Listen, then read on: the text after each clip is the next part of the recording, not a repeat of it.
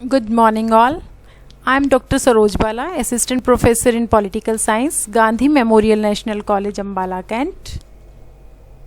And today we'll discuss about political, social, economic thought of Gopal Krishna Gokhale. सबसे पहले हम बात करेंगे गोपाल कृष्ण गोखले की, गोपाल कृष्ण गोखले के राजनीतिक विचारों की.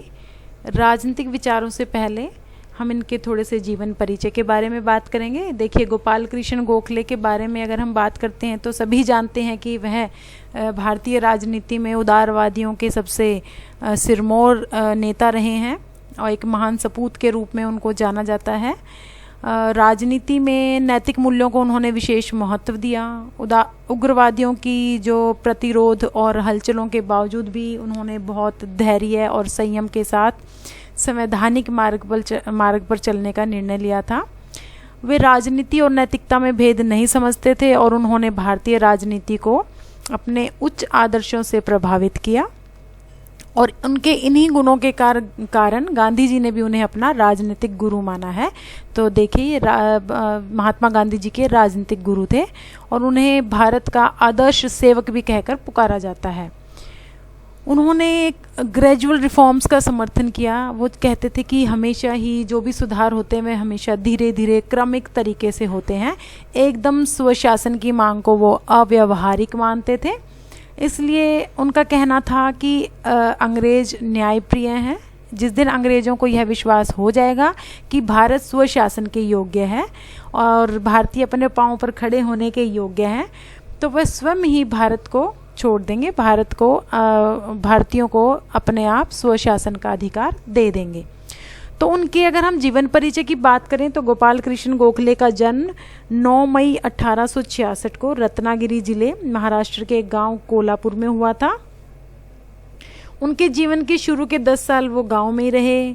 उनकी आयु सिर्फ 13 साल की थी जब उनके फादर एक्सपायर हो गए थे. उनके पिता का देहांत हो गया था. उन्होंने अपना जीवन सड़क के किनारे बैठकर बहुत ज़्यादा, वो जब पढ़ाई करते थे तो सड़क के किनारे बैठकर करते थे. बहुत कठोर संघर्ष किया उन्होंने शिक्षा प्राप्ति के लिए.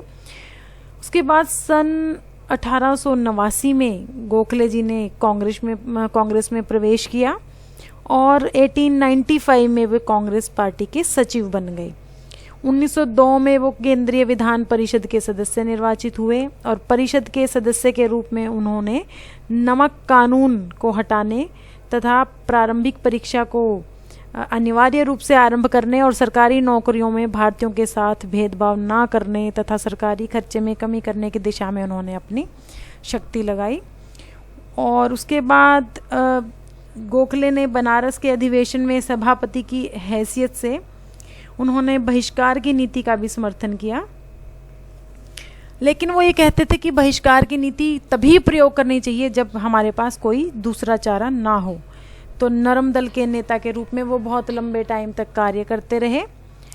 और सन 1912 में गोखले जी दक्षिण अफ्रीका चले गए और वहाँ पर रंग भेद विरोधी आंदोलन में उन्होंने गांधी जी की सहायता की.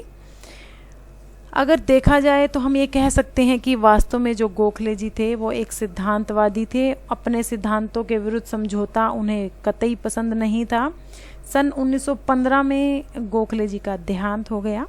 तो अपने जीवन के अंतिम वर्षों में गोखले जी ने भारत में सुधारों की एक ऐसी योजना प्रस्तुत की थी जिसे गोखले जी का राजनीतिक वसीयतनामा भी कहा जाता है.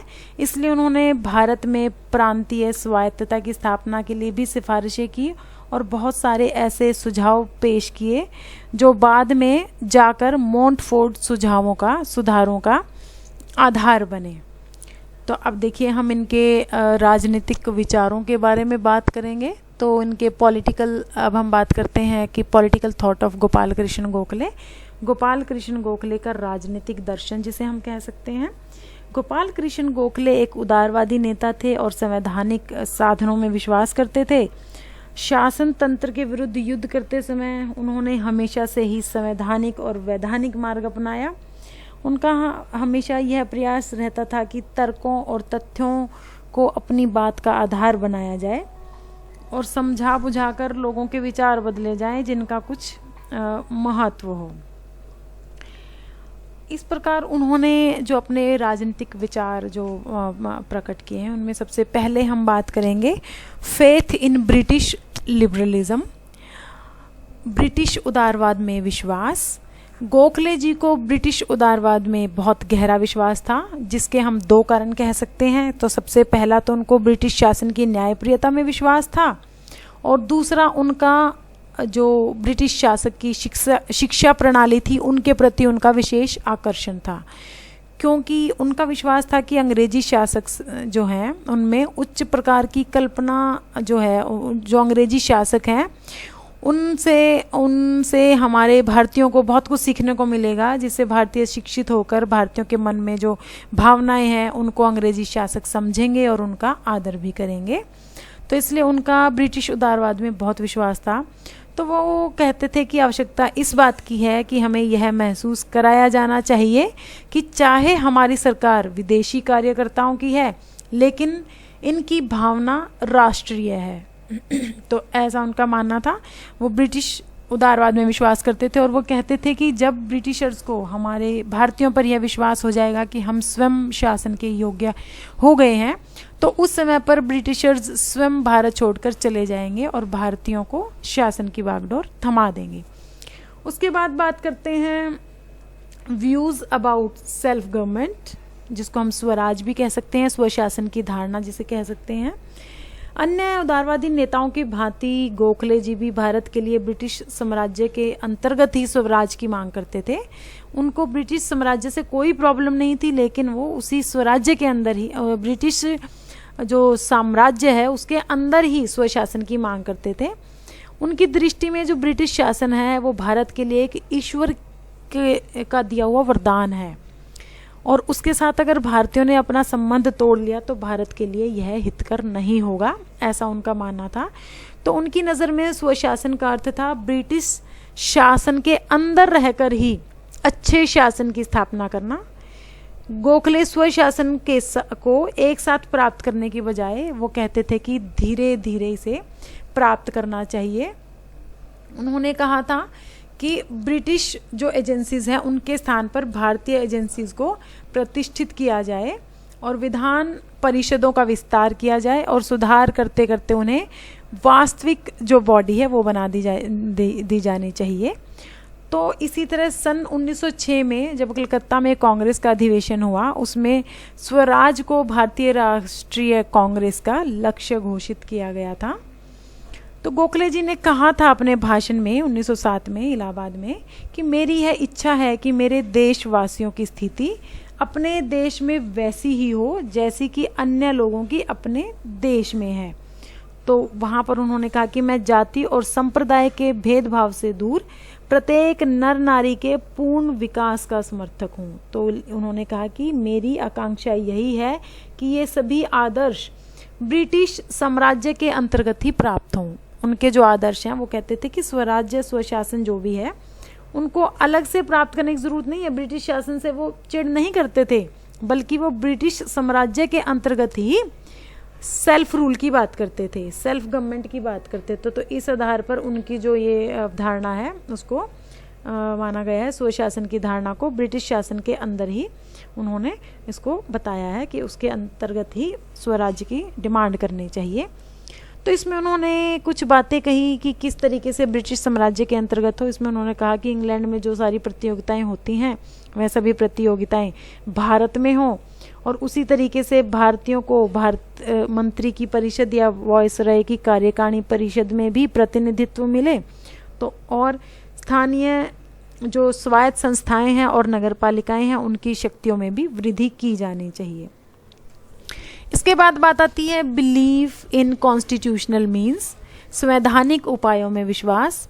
गोखले जी का संवैधानिक उपायों में बहुत गहरा विश्वास था। उनका कहना था कि अपनी मांगों को मनवाने के लिए भारतीयों द्वारा केवल संवैधानिक उपायों का ही प्रयोग किया जाना चाहिए। वे ब्रिटिश शासन के अंतर्गत ही, जैसा हमने पहले भी बात की है, उसके अंतर्गत ही स्वशासन के लक्ष्य को संवैधानिक तरीके से प्राप्त करना चाहते थे।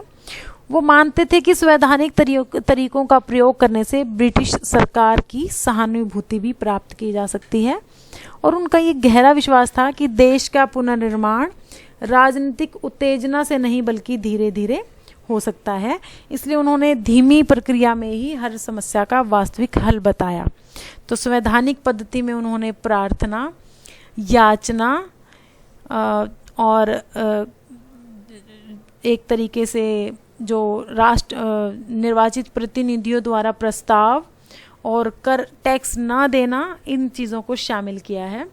इसलिए उनका कहना था कि स्वशासन का लक्ष्य एक छलांग में कभी भी प्राप्त नहीं किया जा सकता, बल्कि इसकी प्रगति धीरे धीरे इसकी और प्रगति की जा सकती है। इसलिए गोखले ने अपने राजनीतिक उद्देश्यों की प्राप्ति के लिए संवैधानिक आंदोलन चलाने को कहा, जिससे शांतिपूर्वक वातावरण दूषित ना हो। इसके बाद बात आती है बिलीफ इन, इसके बाद बात आती है praise for British rule. Gopal Krishna Gokhale ji British शासन को भारत के लिए एक वरदान मानते थे। उनका मानना था कि ब्रिटेन के साथ जो संपर्क है वह भारत के बहुत हित के लिए हैं। उनको बनाए रखने में भारतीयों की बौद्धिक प्रतिभा उत्पन्न होगी और उनका दृष्टिकोण भी विकसित होगा, जिससे भावी भारत के निर्माण का मार्ग प्रशस्त होगा। वे ब्रिटिश संपर्क को भारत के लिए एक दैवी व्यवस्था मानते थे और जिसके अंतर्गत ही भारतीय अपनी प्रगति के लिए विशेष परिस्थितियां स्थापित कर सकते हैं। तो इसलिए उन्होंने इस बात के लिए अंग्रेज़ों का आभार प्रकट किया कि उन्होंने अशांति के स्थान पर शांति की व्यवस्था स्थापित कर दी। इसके बाद बात आती है क्रिटिसिज्म ऑफ ब्यूरोक्रेसी, जिसको हम कहेंगे नौकरशाही की आलोचना। गोखले जी नौकरशाही की कड़ी आलोचना करते थे। उन्होंने नौकरशाही की कठोरता की नीतियों का बहुत विरोध किया था। उनका मानना था कि नौकरशाही को शासन इस ढंग से करना चाहिए जिससे भारतीय पश्चिम के उच्चतर आदर्शों के अनुसार अपने देश का शासन करने के योग्य बन सके। इसलिए नौकरशाही के हाथों में शक्ति को केंद्रित करने की नीति की उन्होंने आलोचना की है। इसके बाद बात आती है stress on the need of administrative reforms, प्रशासनिक सुधारों की आवश्यकता पर बल। गोखले जी भारत में वित्तीय और प्रशासनिक सुधारों के प्रबल समर्थक थे। उन्होंने ब्रिटिश सरकार पर भारत के भौतिक व नैतिक उत्थान के लिए सुधार करने के लिए कदम उठाए और उनके लिए उन पर दबाव भी डाला। ब्रिटिश सरकार की दोषपूर्ण नीतियों का उन्होंने खुलकर विरोध किया और सरकार को बहुत सारे सुझाव भी पेश किए और उन्होंने सरकार के सामने विभिन्न मांगे भी प्रस्तुत की, जिनमें हम कह सकते हैं विधान परिषदों का विस्तार किया जाना चाहिए, देश के सभी जिलों में सलाहकार बोर्ड की स्थापना की जाए, भारत सचिव की परिषद में कम से कम 3 भारतीय सदस्य नियुक्त किए जाएं। तो ऐसा उनका मानना था। और इसके साथ उन्होंने कहा कि भारतीय न्यायालयों में न्यायाधीशों की नियुक्तियां वकील वर्गों से की जानी चाहिए, सैनिक व्यय में कमी की जाए, शिक्षा का विस्तार किया जाए, न्यायपालिका का कार्यपालिका से पृथक्करण किया जाए। तो इस तरह की बहुत सारी चीज़ें उन्होंने सुझाव दिए सरकार को। इसके बाद बात आती है opposition to the centralisation of authority, सत्ता के केंद्रीयकरण का विरोध। गोपाल कृष्ण गोखले जी ने सत्ता के केंद्रीयकरण का हमेशा से विरोध किया, वो कभी भी उनके पक्षधर नहीं रहे। उनका कहना था कि भारतीयों को उनके अधिकार तभी प्राप्त हो सकते हैं जब ब्रिटिश सरकार सत्ता के विकेंद्रीयकरण की नीति अपनाती है। तो वो ऐसी व्यवस्था चाहते थे जिससे नौकरशाही पर तुरंत नियंत्रण लगाया जा सके और इसलिए उन्होंने सत्ता के विकेंद्रीकरण के लिए बहुत सारे सुझाव दिए। जैसा कि हमने पहले भी बात की है कि प्रांतीय विधान परिषदों की शक्ति में वृद्धि कर दी जाए और शक्तियों का विकेंद्रीकरण कर दिया जाना चाहिए। सत्ता की जो सबसे अच्छी इकाई है ग्राम पंचायत है और उसके बाद जिला परिषद का गठन किया जाए और उनके ऊपर विधान परिषद का गठन किया जाए। तो इस आधार पर उन्होंने डिसेंट्रलाइजेशन ऑफ अथॉरिटी की बात की है। उसके बाद बात आती है belief in freedom of human progress, जिसको हम कहेंगे मानव की प्रगति के लिए स्वतंत्रता में विश्वास। गोखले जी का विश्वास था कि स्वतंत्रता मानव प्रगति के लिए आवश्यक है। इसलिए उन्होंने लॉर्ड कर्जन की प्रशासन की नीतियों की बड़ी कड़ी आलोचना की थी, क्योंकि उसने कुशलता के लिए स्वतंत्रता का बलिदान करने की नीति अपनाई थी। स्वतंत्रता के लिए गोखले जी न्यायपालिका और कार्यपालिका को अलग अलग कार्य देने के हक में थे। तो इसलिए उन्होंने भारत की प्रगति के लिए स्वतंत्रता को विशेष माना है। इसके बाद हम बात करेंगे पैसिव रेजिस्टेंस, जिसको हम निष्क्रिय प्रतिरोध कह सकते हैं, निष्क्रिय विरोध कह सकते हैं। गोखले जी के जो संवैधानिक आंदोलन में क्रांतिकारी साधनों का कोई स्थान नहीं था, लेकिन उसके बावजूद भी उन्होंने निष्क्रिय प्रतिरोध को विशेष माना है, जिसमें हम कह सकते हैं कि टैक्सेस को ना देना, इस तरह के निष्क्रिय प्रतिरोध की उन्होंने बात की है। जब 1905 में बंगाल का विभाजन हुआ, उसके बाद स्वदेशी और बहिष्कार आंदोलन चलाए गए थे, तो गोखले जी ने निष्क्रिय प्रतिरोध को भी स्वीकृति दे दी थी, उसको एक्सेप्ट कर लिया था। तो इस आधार पर हम कह सकते हैं कि उन्होंने निष्क्रिय प्रतिरोध की व्याख्या करते हुए कहा था कि निष्क्रिय प्रतिरोध हमेशा रक्षात्मक होना चाहिए, यह नैतिक व हथियारों पर आधारित नहीं होना, नैतिकता के हथियारों पर आधारित होना चाहिए। तो इन्होंने कहा है कि जो निष्क्रिय प्रतिरोध है नैतिकता पर आधारित होगा तो वह भारतीय परंपरा के अनुकूल होगा। तो इसलिए उन्होंने निष्क्रिय प्रतिरोध का प्रयोग करते समय यह विशेष चेतावनी दी थी कि ब्रिटिश शासन कभी भी इस आंदोलन में को शांति में नहीं रहने देंगे, इसलिए हमेशा हमें सावधानी बरतने की ज़रूरत है। इसके बाद बात आती है स्वदेशी एंड बॉयकॉट मूवमेंट, स्वदेशी तथा बहिष्कार आंदोलन जिसे हम कह सकते हैं। गोपाल कृष्ण गोखले ने स्वदेशी और बहिष्कार के संबंध में भी अपने जो विचार दिए हैं, वो स्वदेशी के महान समर्थक थे। उन्होंने इस भावना को बहुत ही अमूल्य भावना माना है। उनकी जो स्वदेशी की धारणा थी बहुत ही व्यापक थी। स्वदेशी आंदोलन उनके लिए एक देशभक्तिपूर्ण, राजनीतिक और आर्थिक दोनों प्रकार का ही आंदोलन था। तो इसलिए उन्होंने स्वदेशी आंदोलन आर्थिक होने के साथ साथ देशभक्ति का भी आंदोलन बताया है। तो बहिष्कार को गोखले जी एक ऐसा हथियार मानते थे जिसका प्रयोग केवल उसी समय किया जा सकता था जब उसके सिवाय कोई और चारा बाकी ना हो। तो इसलिए उन्होंने बहिष्कार को लास्ट रिजॉर्ट के तौर पर यूज करने को कहा है। तो इस आधार पर उन्होंने स्वदेशी और बहिष्कार आंदोलन की बात की है। नेक्स्ट आता है in the favour of establishing representative institutions in India, Bharat में प्रतिनिधि संस्थाओं को स्थापित करने के पक्ष में गोखले जी का विश्वास था कि व्यक्तिगत स्वतंत्रता की रक्षा के लिए भारत में प्रतिनिधि संस्थाओं की स्थापना होना आवश्यक है। उन्होंने कहा था कि अंग्रेज़ों और भारतीयों के संबंधों का स्थायी आधार पर सुधारने के लिए पहली शर्त यह है कि इंग्लैंड स्पष्ट रूप से यह घोषणा करे कि भारत में स्थायी संस्थाएं स्थापित करवाने में सहायता करेगा। और भारत में प्रतिनिधि संस्थाएं स्थापित करने के गोखले जी बहुत इच्छुक थे, लेकिन वह वयस्क मताधिकार यूनिवर्सल एडल्ट फ्रेंचाइज के पक्ष में नहीं थे। वो कहते थे कि सिर्फ उन्हीं व्यक्तियों को मताधिकार दिया जाना चाहिए जो सरकार को टैक्स देते हों। इसलिए उन्होंने यहाँ पर अपने उदारवादी होने की पुष्टि की है। नेक्स्ट आता है सपोर्टर ऑफ गवर्नमेंट इंटरफेरेंस, सरकार के हस्तक्षेप का समर्थन। देखिए, गोखले जी निजी संपत्ति के अधिकार का समर्थन करते थे, लेकिन फिर भी वह व्यापार और औद्योगिक क्षेत्र में हस्तक्षेप की नीति का उन्होंने विरोध किया है। उनका मानना था कि सरकार की हस्तक्षेप की नीति से भारत के उद्योगों को काफ़ी हानि पहुंचती है। उन्होंने कहा कि इससे कृषि के क्षेत्र में इसका प्रभाव ठीक नहीं रहता। इसलिए उन्होंने भारत को कहा कि अगर भारत को इन क्षेत्रों में उन्नति करनी है तो सरकार को हस्तक्षेप करना होगा। तो इसलिए गोखले जी ने सरकार के हस्तक्षेप की नीति का समर्थन किया है। इसके बाद बात आती है not in favour of universal adult franchise, वयस्क मताधिकार के विपक्ष में। गोखले जी प्रतिनिधि संस्थाओं को स्थापित करने के इच्छुक थे, लेकिन उसके बावजूद भी उन्होंने वयस्क मताधिकार देने की बात नहीं की, वो इनके पक्षधर नहीं थे। J.S. मिल की तरह उन्होंने उन्हीं व्यक्तियों को मताधिकार का अधिकार देने की बात की है जो सरकार को टैक्स देते हों।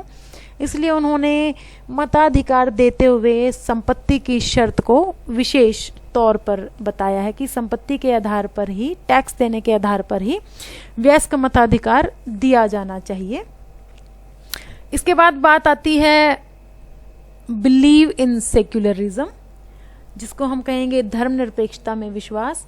गोखले जी इस विचार के समर्थक थे कि यदि हिंदू और मुस्लिम जातियों के सदस्यों में आपस में सहयोग और एकता नहीं होगी तो कभी भी राष्ट्र का सही तरीके से निर्माण नहीं हो सकता। इसलिए वह हिंदू मुस्लिम एकता के कट्टर समर्थक थे और इसी कारण से उन्होंने, जब तिलक जी ने गणपति उत्सव और शिवाजी उत्सव जब आरंभ किए थे तो इसमें उन्होंने कोई रुचि नहीं दिखाई थी और गोखले की धर्मनिरपेक्षता ही उनके उदारवादी रुख को स्पष्ट करती है। नेक्स्ट बात आती है 4 टेस्ट ऑफ प्रोग्रेसिव गवर्नमेंट, प्रगतिशील सरकार की 4 कसौटियाँ। तो गोखले जी ने सरकार से जो उनकी आकांक्षाएं थी, उन्होंने कहा था कि सरकार को समस्याओं के प्रति संवेदनशील होना चाहिए और कोई भी सरकार लोगों की समस्याओं के प्रति कितनी संवेदनशील है इसको मापने के लिए 4 कसौटियों की उन्होंने बात की है, जिसमें उन्होंने पहले कहा है कि सरकार ने शिक्षा के विस्तार और स्वास्थ्य की रक्षा के लिए क्या किया है, सबसे पहले ये देखना चाहिए।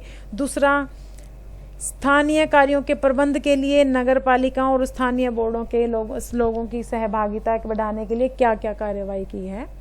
तीसरा है विधान परिषदों में जनता की सहभागिता कितनी है और चौथा है सरकारी सेवाओं में भारतीयों की मात्रा कितनी है।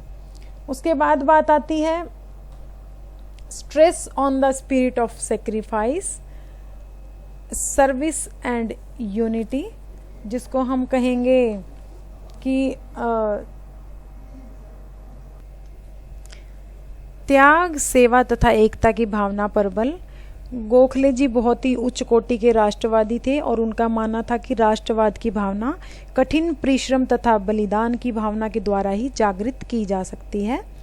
तो इसलिए उनका कहना था कि राष्ट्रीय भावना लोगों की सामाजिक क्षमता में वृद्धि करके और चरित्र उत्थान करके ही उत्पन्न की जा सकती है। इसलिए उन्होंने सेवा, एकता और त्याग की भावना पर विशेष बल दिया और इन्होंने लोगों के विभिन्न जातियों के आपसी मैत्रीपूर्ण सहयोग की बात की है। इसके बाद हम नेक्स्ट बात करेंगे difference between narrow and best imperialism. उन्होंने संकीर्ण और श्रेष्ठ साम्राज्यवाद में भी अंतर बताया है। उन दोनों में भेद करते थे और उनका मानना था कि श्रेष्ठ साम्राज्यवाद वह है जो समाज के सभी व्यक्तियों को और सभी जातियों को समान रूप से सभी चीज़ों को उपभोग करने का अधिकार दे। और संकीर्ण साम्राज्यवाद के बारे में उन्होंने कहा है कि ये संपूर्ण विश्व को एक जाति के लिए बनाया गया है, ऐसा मानता है जो संकीर्ण साम्राज्यवाद है। और जो छोटी जातियां हैं, जो अधीन जातियां हैं, वह एक जाति की सेवा करने के लिए बनाई गई हैं, ऐसा उनका मानना है नैरो इंपीरियलिज्म के कॉन्टेक्स्ट में। नेक्स्ट आता है supporter of right to private property, निजी संपत्ति के अधिकार के समर्थक। गोखले जी निजी संपत्ति को व्यवहारिक जीवन के लिए बहुत ही उपयोगी और सहायक मानते थे। उनका मानना था कि निजी संपत्ति व्यक्ति के लिए बहुत ज़रूरी है, इसलिए उन्होंने लैंड एलिनेशन बिल का भी विरोध किया था। तो इस आधार पर उन्होंने निजी संपत्ति के अधिकार का समर्थन किया है। नेक्स्ट आता है advocate for the freedom of press. उन्होंने जो अभिव्यक्ति की जो स्वतंत्रता है, प्रेस की स्वतंत्रता है, इसका भी विशेष समर्थन किया है। इसीलिए उन्होंने भारतीय प्रेस कानून जो 1910 में पारित हुआ था, जिसके द्वारा भारतीय अखबारों की स्वतंत्रता पर अंकुश लगा दिया गया था, उन्होंने इसका भी विशेष रूप से विरोध किया था। इसके बाद हम बात करते हैं, हमारा जो लास्ट पॉइंट है इसमें जो राजनीतिक जो उनका दर्शन है गोखले जी का, उसके कॉन्टेक्स्ट में जब हम बात करते हैं तो spiritualisation of politics. Gokhale ji ने जो राजनीति है, राजनीति और आध्यात्मिकता का गहरा संबंध बताया है और उन्होंने कहा है कि राजनीति का आध्यात्मिकरण किया जाना चाहिए। उन्होंने धर्म को राजनीति में विशेष स्थान दिया है, धर्म को राजनीति का आधार मानते थे और नैतिकता तथा चरित्र निर्माण को राष्ट्र की उन्नति के लिए उन्होंने विशेष आवश्यक माना है। इसके बाद बात आती है social and economic thought of Gokhale ji. Economic views के बारे में बात करते हैं तो गोखले जी ने कहा है कि आर्थिक आधार पर उन्होंने रिडक्शन इन मिलिट्री एक्सपेंसेस, उन्होंने कहा है कि सैनिक व्यय में कमी होनी चाहिए। उन्होंने आर्थिक आधार पर जो अपने विचार रखे हैं उसमें उन्होंने कहा है कि सेना पर जो भी खर्चा किया जाता है उन सभी खर्चों को कम कर दिया जाना चाहिए, क्योंकि ये सभी खर्चे भारत के आर्थिक व्यवस्था के आधार पर ही किए जाते हैं। तो उन्होंने सेना के जो खर्च में वृद्धि है उसके लिए भारत की आर्थिक स्थिति के लिए उसको ही जिम्मेदार बताया है। तो इसलिए उन्होंने कहा है कि भारतीयों की सेना में भर्ती भी की जानी चाहिए, और अगर भारतीय सेना बाहर सर्विसेज देती हैं तो उसका सारा बजट का भार ब्रिटिश सरकार पर ही होना चाहिए, ना कि भारतीय गवर्नमेंट पर। नेक्स्ट बात आती है इन फेवर ऑफ इंडस्ट्रियलाइजेशन। उन्होंने औद्योगिक विकास के बल की बात की है। उन्होंने कहा है कि जो आयात किया जाता है माल वह स्वदेशी उद्योग का नाश करता है, इसलिए उन्होंने भारत में ही उद्योगों के विकास पर विशेष बल दिया है।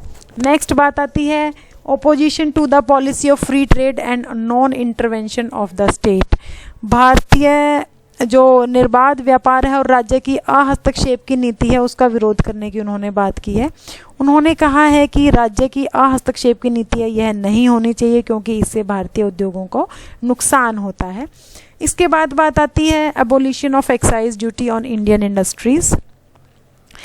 भारतीयों की जो इंडियन इंडस्ट्रीज़ हैं उनके ऊपर एक्साइज ड्यूटी नहीं लगाई जानी चाहिए, जिसका इन्होंने विरोध किया है। नेक्स्ट आता है state help for promotion of peasants. किसानों के विकास के लिए राज्य के द्वारा विशेष सहायता दी जानी चाहिए।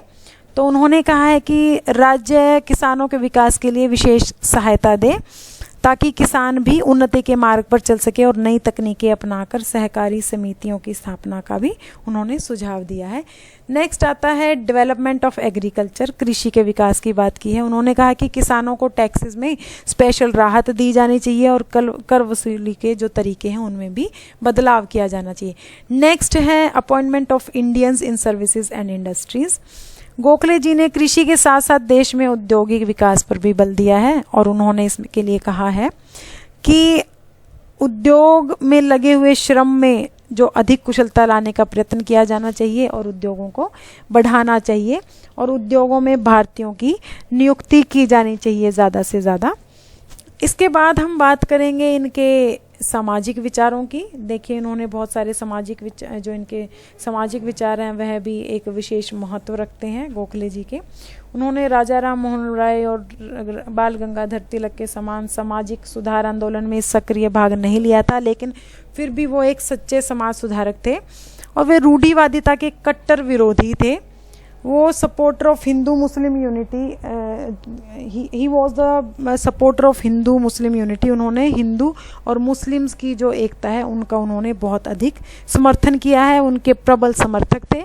इसके बाद बात आती है अगेंस्ट चाइल्ड मैरिज। उन्होंने बाल विवाह का शुरू से ही विरोध किया था। वो चाहते थे कि कभी भी बाल विवाह से महिलाओं के इमेंसिपेशन की बात नहीं हो सकती। अगेंस्ट फीमेल एक्सप्लॉयटेशन, महिलाओं के शोषण के विरुद्ध भी उन्होंने आवाज़ उठाई। और इसके साथ ही was the supporter of child marriage system, civil marriage system. तो उन्होंने नागरिक विवाह प्रणाली का भी विशेष रूप से समर्थन किया ताकि सामाजिक कुरीतियों को समाप्त किया जा सके। Compulsory and free elementary education system, उन्होंने कंपल्सरी और निःशुल्क प्राथमिक शिक्षा के क्षेत्र में भी विशेष अपना योगदान दिया, उनको सपोर्ट करके। नेक्स्ट आता है supporter of prohibition of liquor. उन्होंने शराबबंदी के लिए भी विशेष तौर पर अपना सहयोग दिया। समाज में सुधार के लिए उन्होंने नशाबंदी को लागू करने का विशेष समर्थन किया।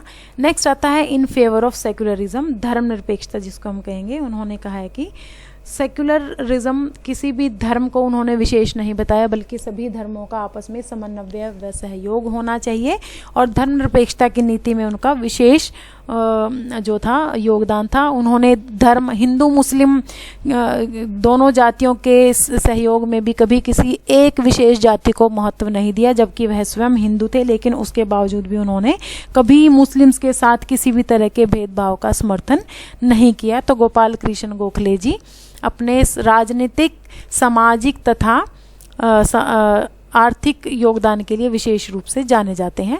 नेक्स्ट आता है लिस्ट ऑफ एक्सपेक्टेड क्वेश्चंस। देखिए इस चैप्टर से जो एक्सपेक्टेड क्वेश्चंस हैं, जो इंपॉर्टेंट क्वेश्चंस हम कह सकते हैं, जिसमें हम कह सकते हैं आर्थिक और राजनीतिक विचार क्या हैं गोपाल कृष्ण गोखले के, और गोपाल कृष्ण गोखले जी का भारतीय राजनीतिक विचारधारा में क्या योगदान है। और इसी तरह के कुछ छोटे क्वेश्चंस हैं, उनके गुरु कौन थे, उनका जन्म कब हुआ था, उन्होंने भारतीय सेवक संघ कब बनाया, और इस तरीके से इनके जो प्रेस एक्ट है उनका ओपोज भी उन्होंने किया था। तो इस आधार पर इनके ये एक्सपेक्टेड क्वेश्चंस हैं। इन्हीं शब्दों के साथ थैंक यू सो मच, आपका दिन शुभ रहे। Thank you so much, thank you.